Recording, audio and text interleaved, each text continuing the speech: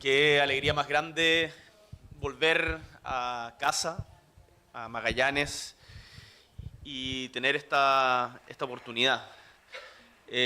La semana pasada, en esta misma fecha, me tocó presentar también un libro y tenía la misma inquietud que ahora, que es que en una hora sale la Católica a la cancha por la Libertadores. Tengo miedo, temor de no alcanzar, pero creo que este libro vale la pena dedicarle el espacio para poder comentarlo. Pequeño paréntesis, el libro que mencionaba Carolina de cómo leer al Pato Donald, de Ariel Dorfman, me lo pasó mi padre cuando iba en el colegio y me di cuenta, es una interpretación marxista de cómo leer al Pato Donald. Se los recomiendo, es muy interesante.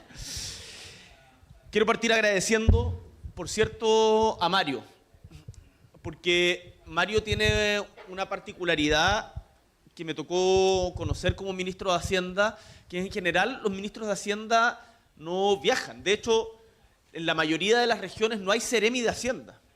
Y por lo tanto, los ministros se quedan en Santiago, en teatinos y en foros internacionales. Mario siempre tuvo la voluntad y la ejecutó. ¿Me puedo callar yo mismo? Como ese delay que hay. ¿Se puede bajar ese volumen? ¿No? Por favor. Bueno, les contaba que Mario tuvo la voluntad siempre de ir a regiones. Y de hecho hace poco estuvo en Antofagasta, también presentando este libro. Y en el libro se cuenta que su última cuenta pública como ministro de Hacienda la dio en Coyhaique. Ese ánimo de recorrer Chile y de hacer pedagogía, en un momento hicimos una suerte, lo decíamos en talla, pero era relativamente cierto.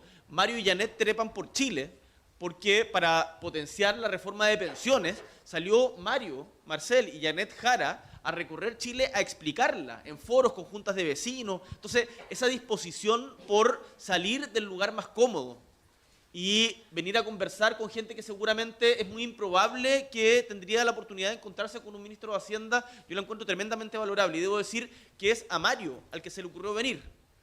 Me escribió y me dijo que tenía ganas de presentar este libro en Magallanes y ahí hicimos las gestiones. Y el segundo agradecimiento es para la Universidad de Magallanes. Qué orgullo más grande estar en una universidad pública que está desarrollando en este momento su función pública. Y qué alegría más grande ver el Libasit repleto, con gente que está ahora afuera. Nos encontramos con gente que iba saliendo porque definitivamente no pudo entrar. Ver este nivel de interés, de participación, a mí por lo menos me motiva y me da muchas esperanzas en todo lo que podemos construir. Porque particularmente en estos tiempos vamos a necesitar de su organización, de su participación. Por eso agradezco a los estudiantes, veo muchos estudiantes. Nosotros hicimos mucho cuando era diputado, hicimos muchas actividades y costaba que viniera gente al auditorio. Verlo hoy día lleno de verdad que me da mucha esperanza. Le agradezco a los estudiantes, a los académicos, a los funcionarios, a la gente que vino de otros lados, a los militantes de partidos, que sé también que hay varios acá, porque esta comunidad que se genera en estos debates es tremendamente importante para lo que viene. ¿Cuál es el valor de este libro? Me voy a referir en esta intervención al libro contando también algunas de las experiencias que me tocó vivir de cerca.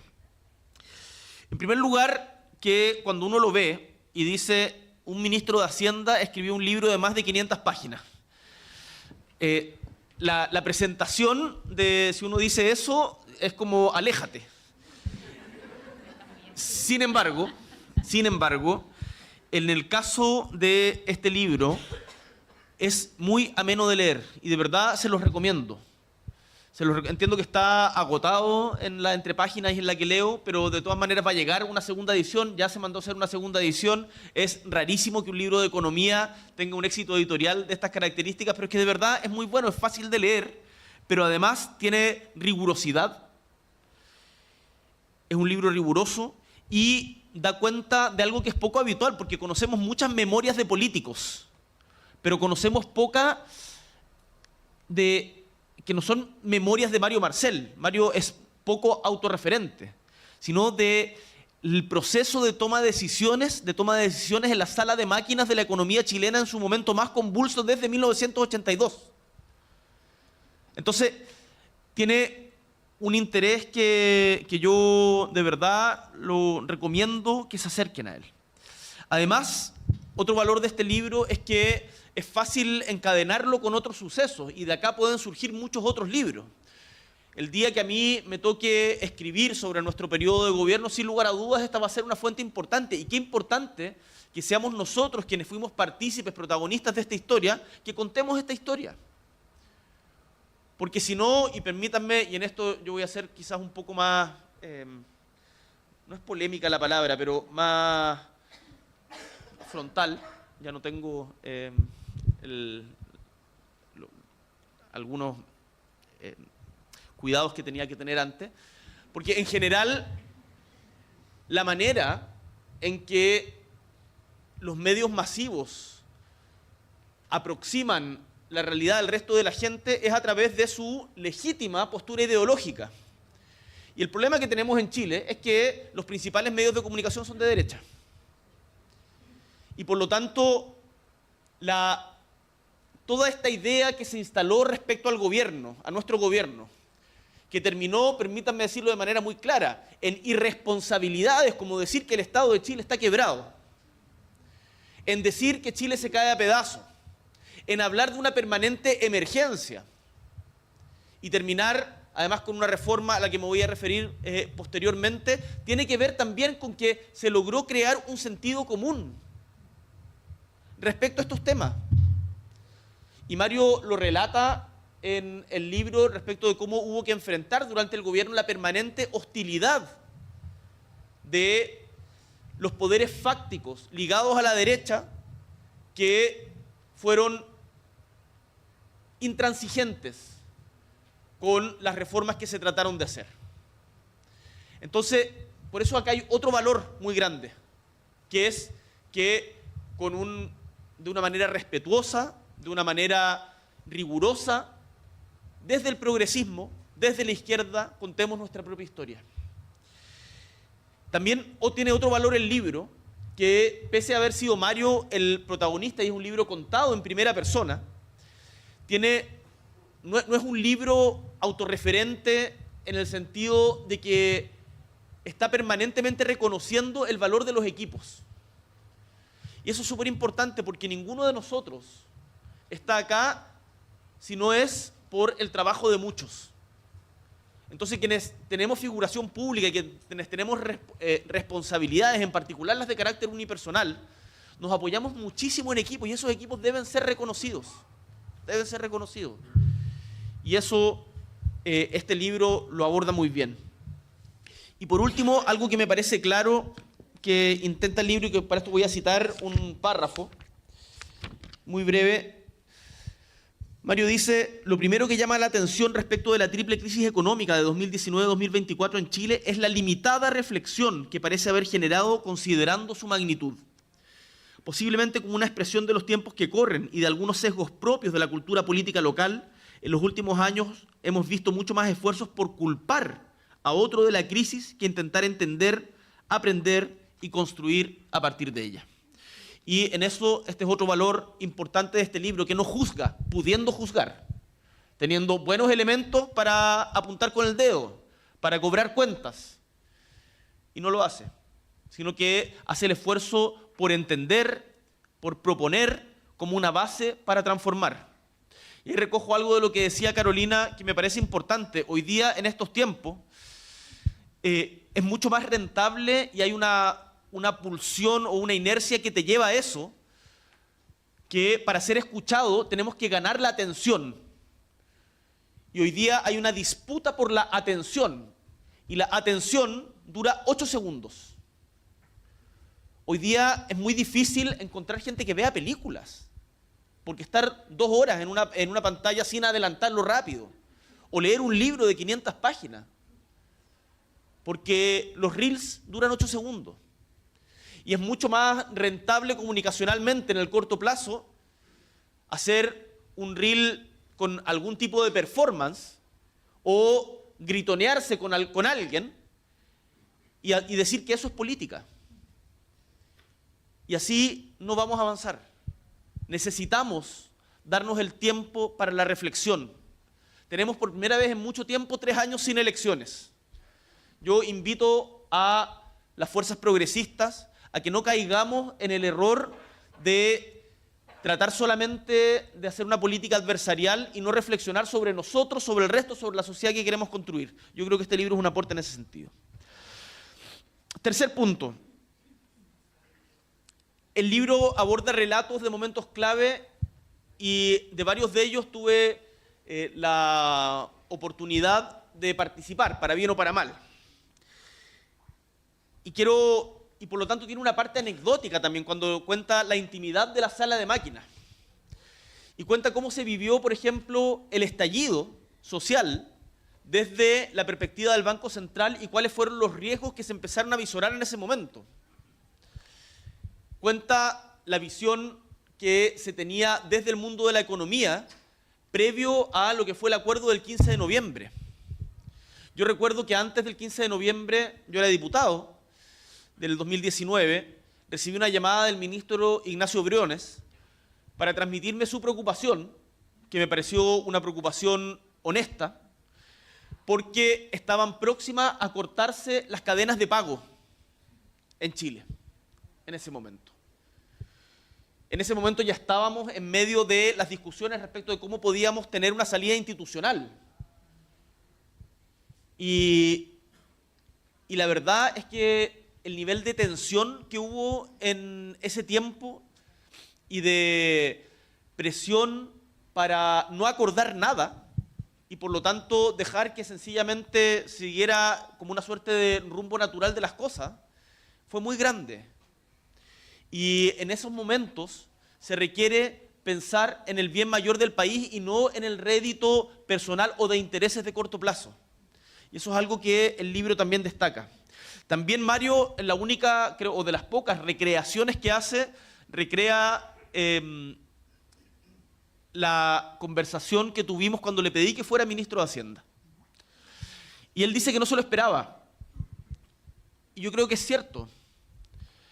Porque en el momento de la conformación del primer gabinete, dentro de todo el equipo con el que estábamos trabajando, yo tenía la convicción que, dadas las incertidumbres que existían en el país, no solamente respecto al desempeño del gobierno, sino por el momento en que veníamos de 2 crisis muy grandes, el estallido y la pandemia, se requerían señales de seriedad, responsabilidad, estabilidad.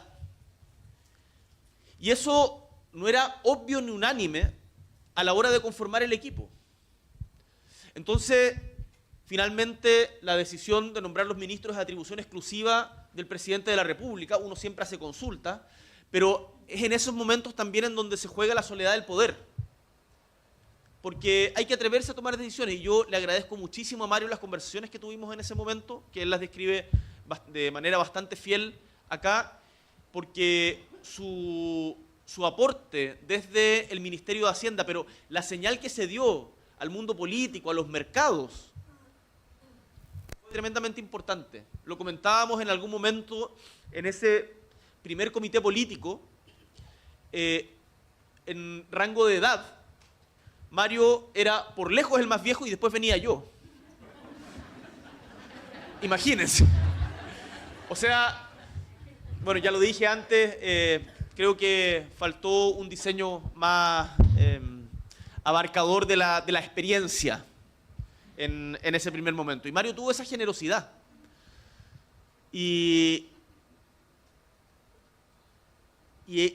ese vínculo que se generó entre su generación, la generación de, mencionaba la Carolina, Carolina Toá, Ricardo Lagos Weber, Claudio Rego, Álvaro Elizalde, Macarena Lobos, con la nuestra, que nacimos a fines de los 80.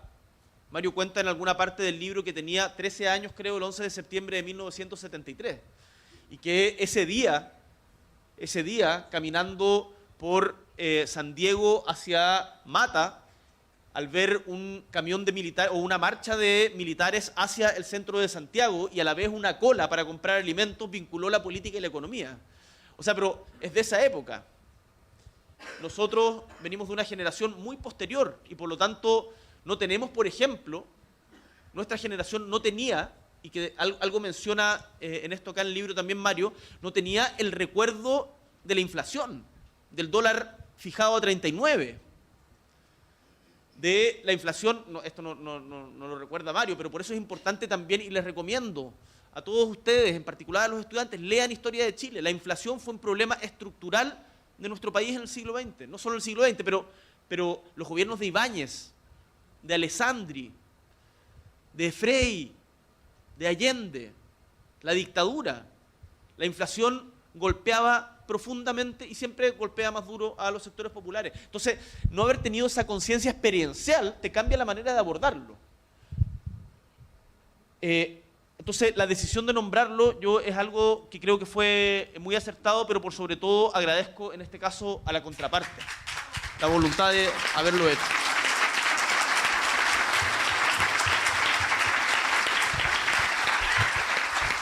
Después, Mario no le saca el poto a la jeringa para abordar los momentos difíciles en el gobierno. Este no es un libro autocomplaciente, eso también es otra gracia. Porque cuando uno escribe su propia historia, tiene la tendencia a entregar la mejor versión posible de ella, que es razonable, y omitir los momentos difíciles. Y sin embargo, el libro relata algunos de los momentos difíciles que vivimos en el gobierno. Y en particular menciona dos. El rechazo de la primera reforma tributaria por un voto, 2 votos, el 8 de marzo del 2025, en la sala de la Cámara de Diputados, en donde toda la derecha votó en contra y la diputada Giles más 2 de las diputadas que estaban con ella salieron de la sala para no votar y por lo tanto se perdió por 2 votos esa reforma tributaria que era tremendamente importante para llegar más ingresos al Estado. Y el incumplimiento de la meta fiscal del 2024. Yo recuerdo patentemente ambos momentos, dónde estaba, cómo los vivimos.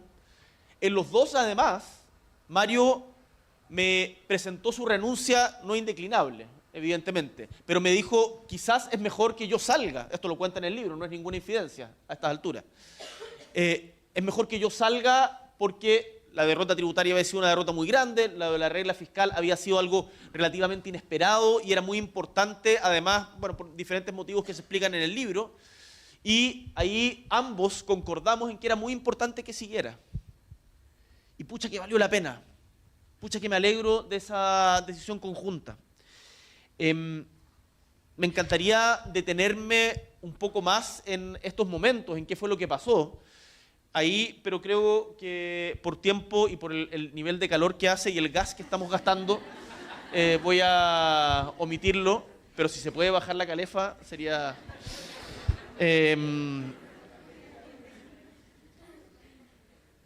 ese es uno de los problemas... Bueno, no lo voy a decir.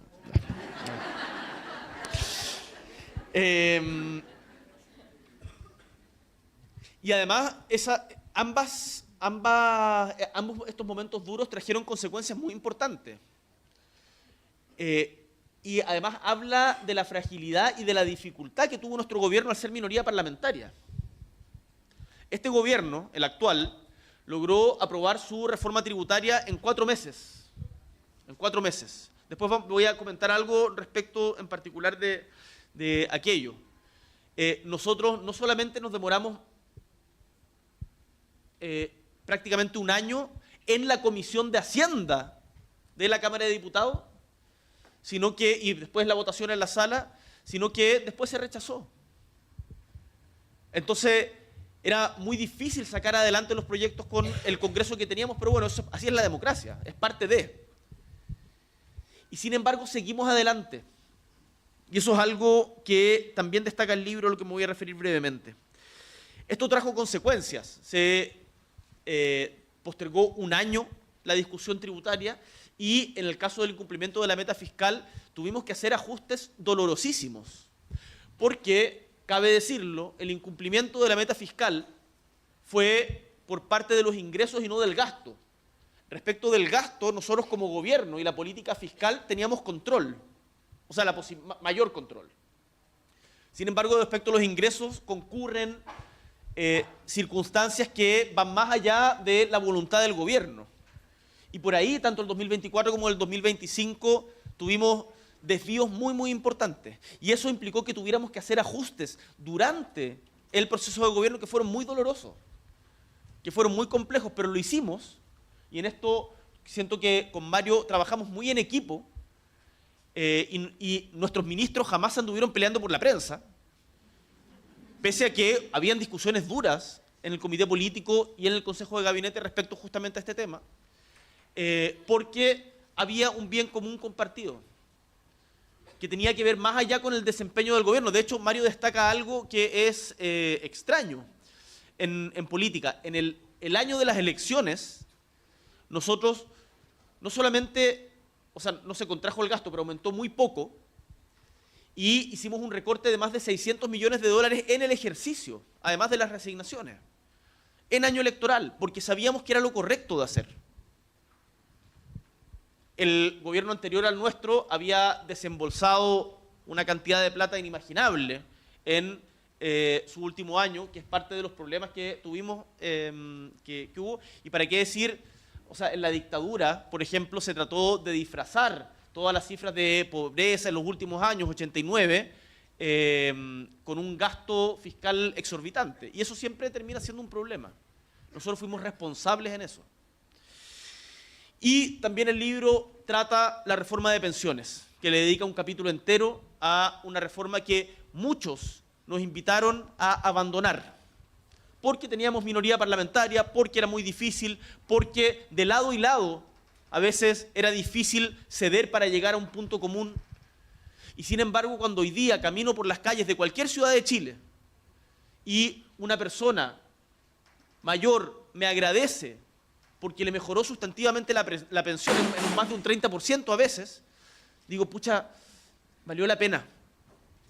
Todos los malos ratos, toda la parte agreste de la política, valió la pena cuando esa señora le mejoró la pensión, porque ese era uno de los objetivos importantes de la reforma, mejorar las pensiones ahora y también a futuro. Y fue difícil, fue muy difícil. Y ahí también, de nuevo, trabajo en equipo. Mario con Janet. Fue tremendamente importante eso. Esos son algunos de los momentos que relata el libro. Pero el libro se centra en la tesis de que Chile vivió entre el 2019 y el 2024 tres crisis que se fueron sobreponiendo una tras otra. No tras otra, sino una encima de otra. La crisis del estallido social, la crisis del COVID y el shock populista. El estallido y el COVID tuvieron las características de ser crisis contractivas de la economía y la del shock populista una crisis expansiva. Y se generó, y Mario distingue muy bien entre riesgo e incertidumbre. Tú al riesgo le puedes asignar un precio. Sin embargo, el problema de lo que nosotros teníamos no es un problema de riesgo, era un problema de incertidumbre. Y cuando hay incertidumbre y por lo tanto no se asigna precio al riesgo, lo que nosotros teníamos que lograr resolver era terminar con esa incertidumbre para que la economía volviera a andar, que es lo que Mario llama en el libro el proceso de estabilidad. Dice una frase que es bien importante, con la que a mí me gustaría hacer un matiz no de negación, sino yo creo de complementación. Mario dice que los momentos pese a que es un adagio al que se recurre mucho, que cada crisis es una oportunidad, la verdad que en economía, las crisis, o sea, no es bueno legislar o improvisar en momentos de crisis, y que los momentos de estabilidad deben servir para construir mayor estabilidad futura. Y en eso yo estoy 100% de acuerdo. Y lo que agrego, que de alguna manera también lo menciona, es que esto tiene que venir de la mano con transformación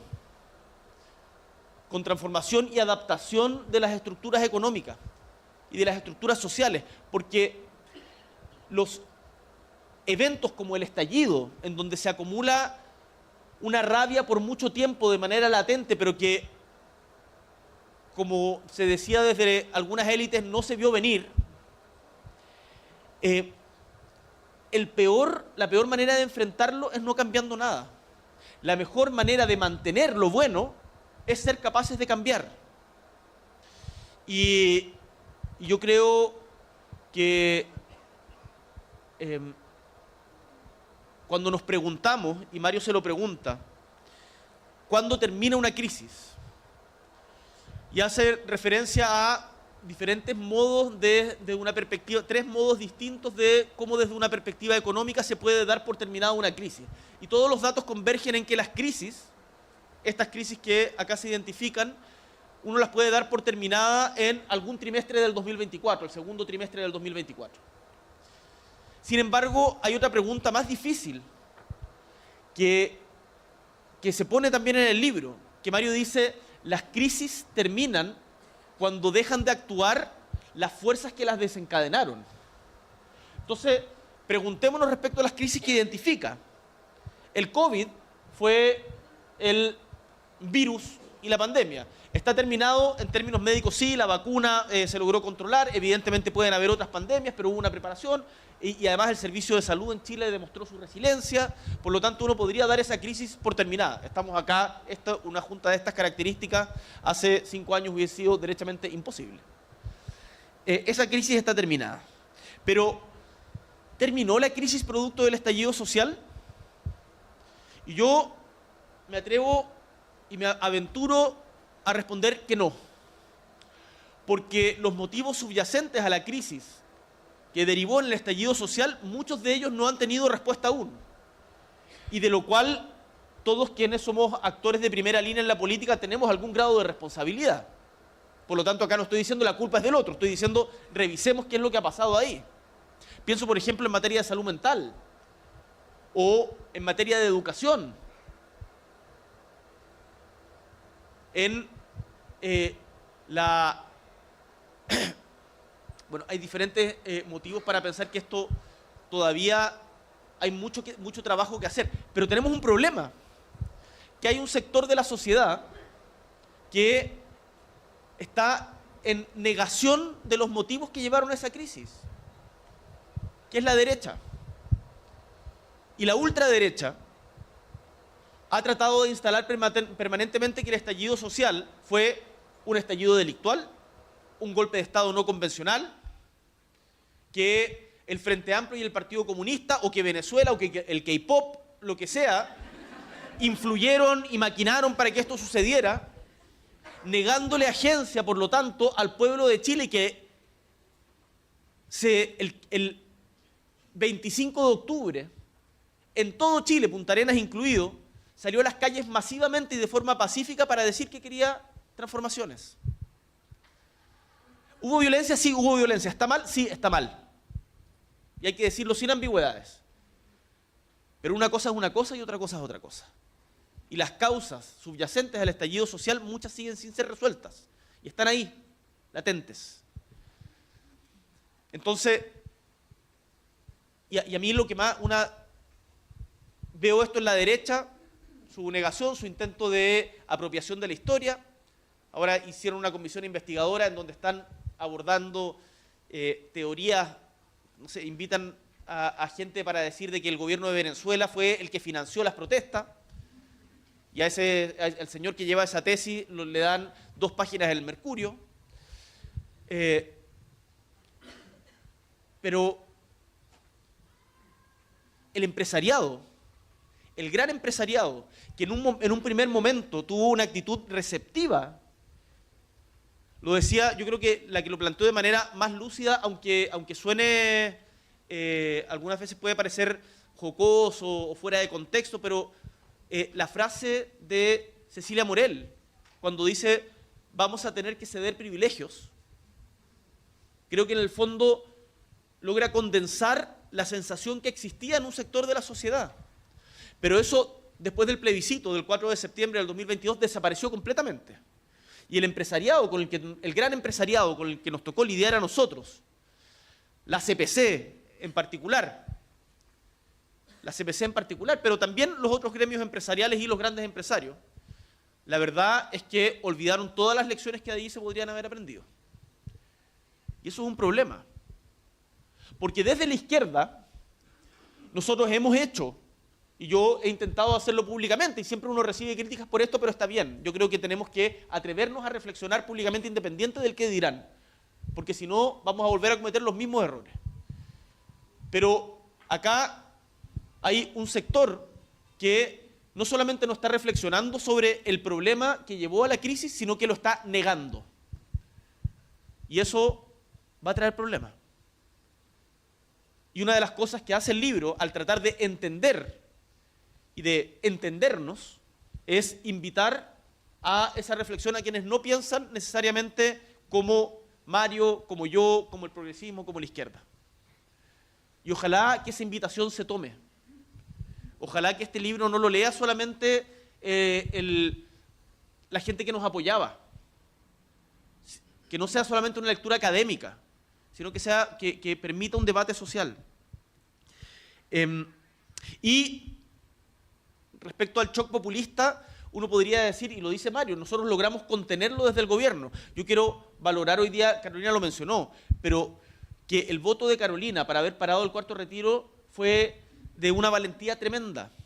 Y yo, si algo, lo mencioné anteriormente, no tengo problema en repetirlo, si algo de lo que me arrepiento políticamente es haber aprobado los retiros. Fue una pésima política pública que tiene su explicación en la tardanza, que acá también se relata, en la tardanza de las ayudas en el primer momento de la pandemia, pero que después se salió totalmente de las manos. Y tuvo consecuencias en muchos ámbitos distintos, por cierto inflacionarias, por cierto pérdida de profundidad del mercado de capitales, que una de las cosas que ha traído como consecuencia aquello, por ejemplo, son las altas tasas de los créditos hipotecarios. Hoy día es muy difícil poder tener un crédito hipotecario. Son consecuencias que además estaban sobre la mesa en ese momento, por eso fue más irresponsable aún. Cuando uno iba a diferentes ciudades, es cierto que el primer retiro se utilizó mayoritariamente para pagar deudas y también para abordar las circunstancias de la crisis de la pandemia. Pero después, yo me acuerdo haber ido, no sé, a Temuco, Iquique o acá mismo en Punta Arenas.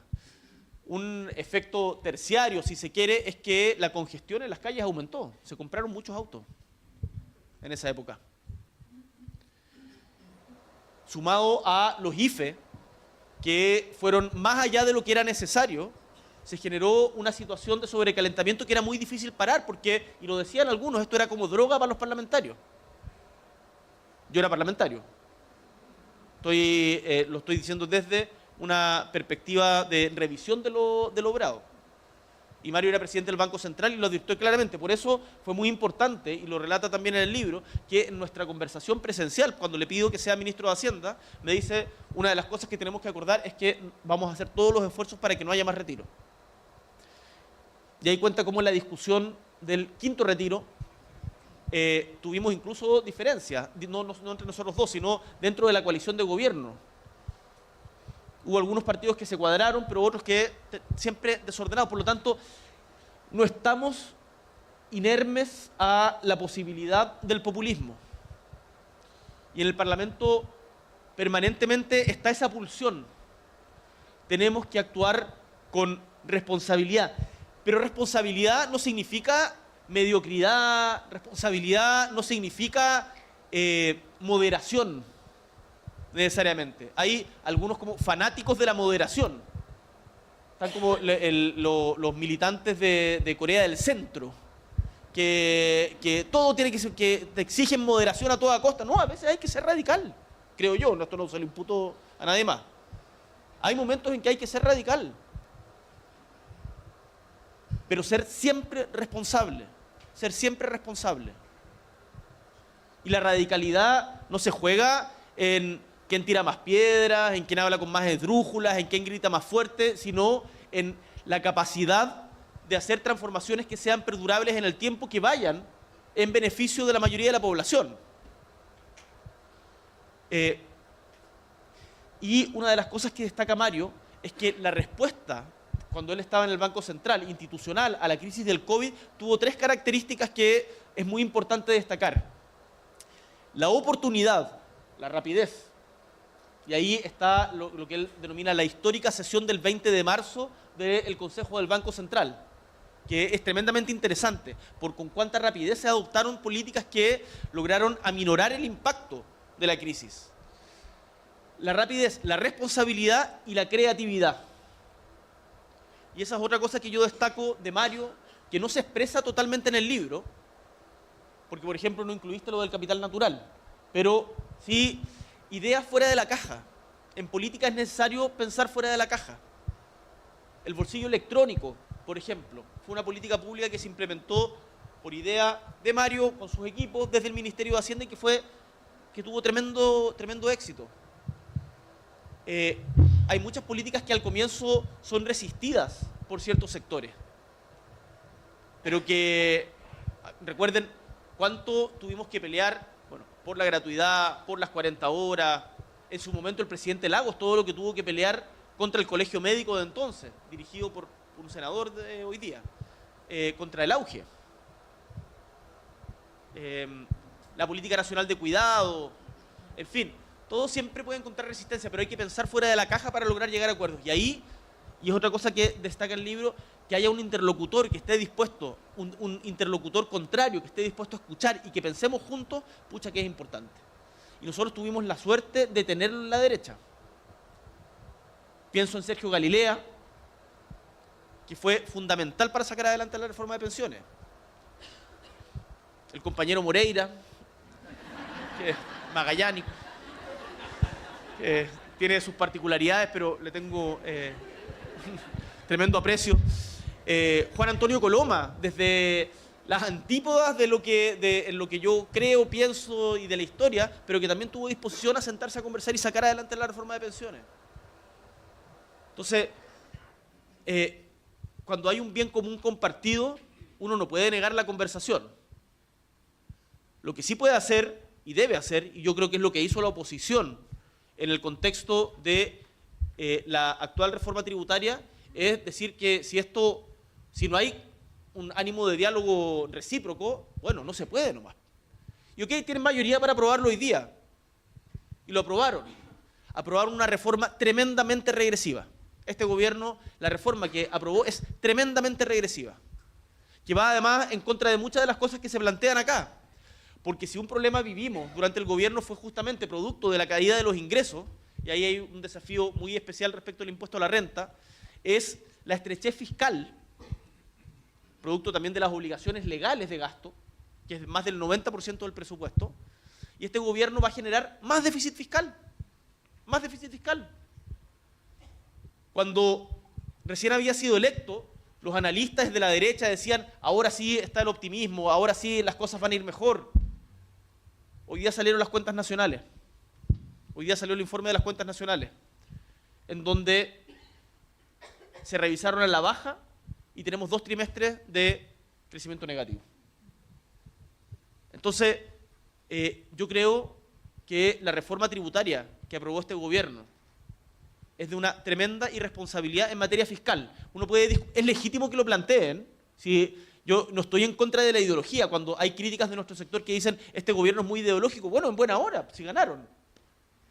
Si está bien tener ideología, hay que defenderla, si la política no es un mero acuerdo técnico. Pero las consecuencias prácticas de la reforma yo creo que van a ser muy negativas para el país. Y tocará en el futuro a otros tratar de solucionarlo. Pero no va a ser fácil. Y hay un montón de desafíos. Voy terminando solamente enumerarlos.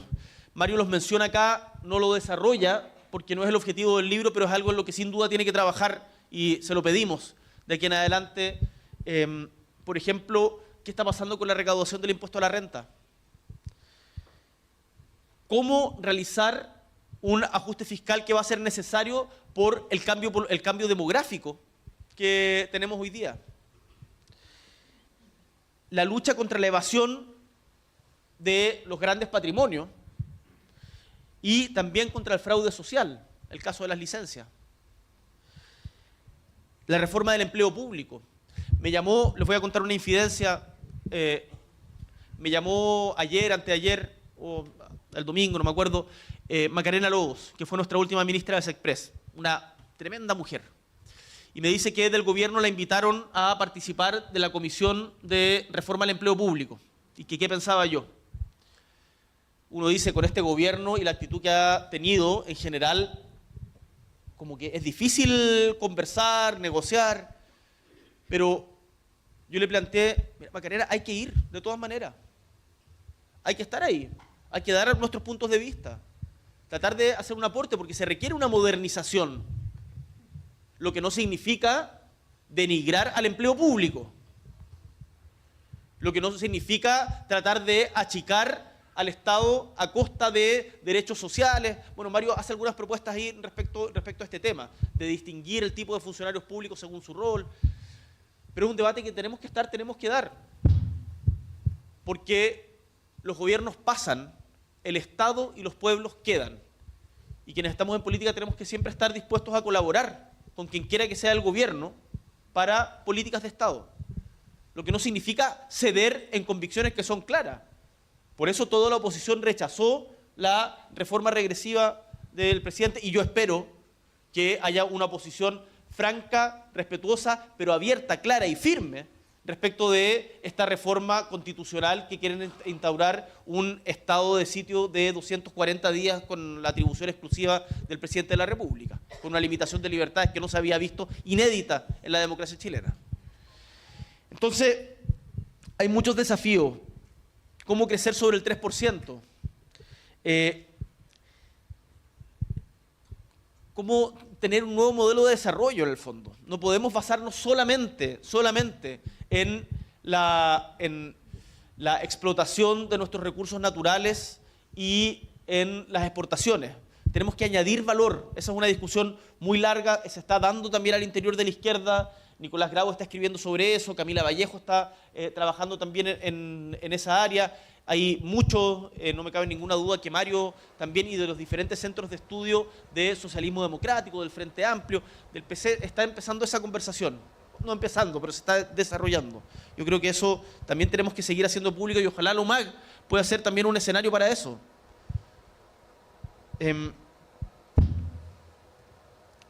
Y por último, quizás lo más importante, cómo recuperar la confianza. Ese es el desafío que Mario identifica acá y que es imprescindible para poder hacerlo. Y para eso partamos por ver lo que tenemos, valorar lo que tenemos. Tenemos un país que, pese a tener 3 crisis sobrepuestas, logró salir adelante con una institucionalidad que estuvo a la altura de las circunstancias, con muchas dificultades, con mucha pelea, pero estuvo a la altura de las circunstancias. Hay algunos que dicen que el proceso constitucional fue una farra, un fracaso, que no debió haberse hecho. Yo discrepo. Yo creo que los procesos constitucionales fueron un tremendo aprendizaje para la sociedad chilena, y que contribuyeron a encauzar institucionalmente una crisis que podría haber tenido un final muy distinto.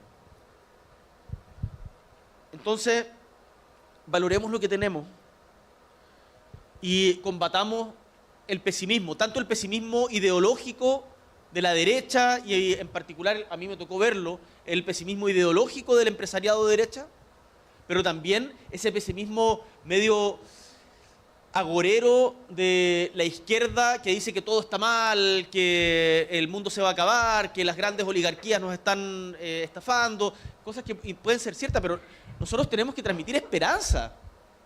Yo soy un optimista empedernido, bueno, es mi oficio, me dedico a eso. Y les quiero transmitir también a ustedes que las cosas se pueden hacer bien, que nuestro gobierno entregó un país mejor que el que recibió, que quedaron muchísimas cosas pendientes, pero que hay condiciones para poder seguir construyendo, y que podemos construir una sociedad más justa, más igualitaria, una sociedad en donde nos respetemos más, en donde también respetemos el medio ambiente en que vivimos.